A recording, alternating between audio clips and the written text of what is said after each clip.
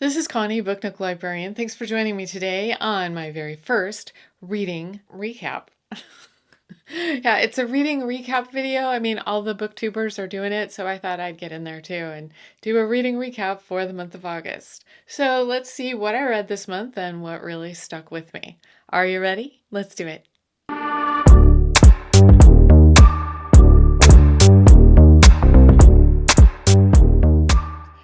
I probably wouldn't have stuck with it, but then again, I don't know. The audiobook was very good, and it's What Happened to Nina. So What Happened to Nina is a novel, and it's really kind of an emotional roller coaster of suspense about two families that are at war.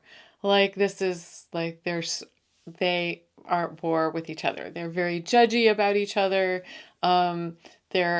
It's a young couple that's deeply in love, and until they leave for a weekend together, and then it just gets kind of like somebody ends up missing.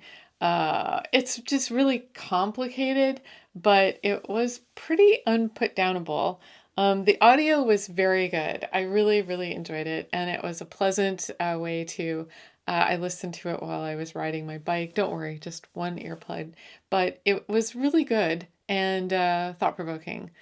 Not perfect, but it kept me listening. It kept me engaged. Then let's go with a book called Sandwich. And Sandwich really follows like the sandwich generation idea. There's Rocky, who's a 54-year-old woman, and she has kids who are about to launch out into the world, and she's sandwiched between them and her parents.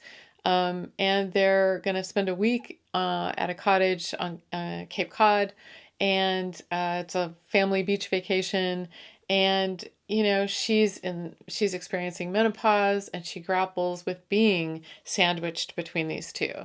So it's a week of close quarters and difficult conversations, but also there's kind of a sweetness to it. So I gotta say I liked it. It wasn't, again, I probably would give it like a 3 to a 3.5, but it was pleasant and I enjoyed it. So Sandwich, I liked it.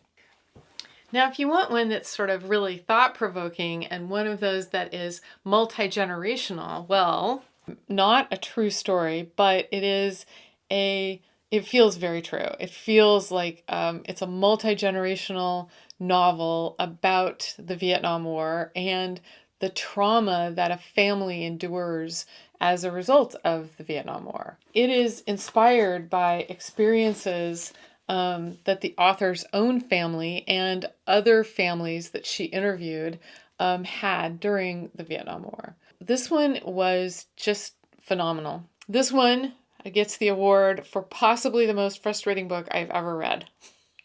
There you go, I said it. So if you need something nostalgic and you want to go down this road, I don't recommend reading this book first. I recommend reading Homecoming or Dicey's Song first, and then you'll understand.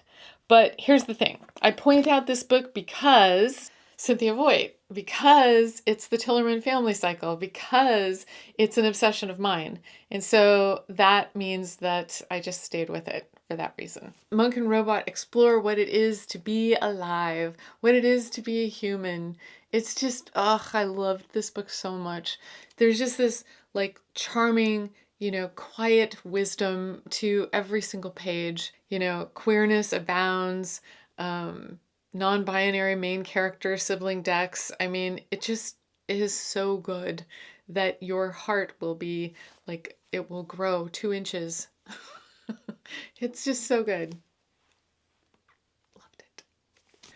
So some random final thoughts, really. And the random final thoughts really have to do with my book club. My book club, I think, really has done a great job. I would not have known about this book, The Mountains Sing, or Monk and Robot without that book club. A couple that I'll be talking about in September.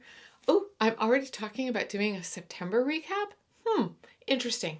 This is Connie, Book Nook Librarian. Thanks for joining me today on my first ever reading recap for the month of August, which I think was a very successful reading month. And until the next video, keep reading.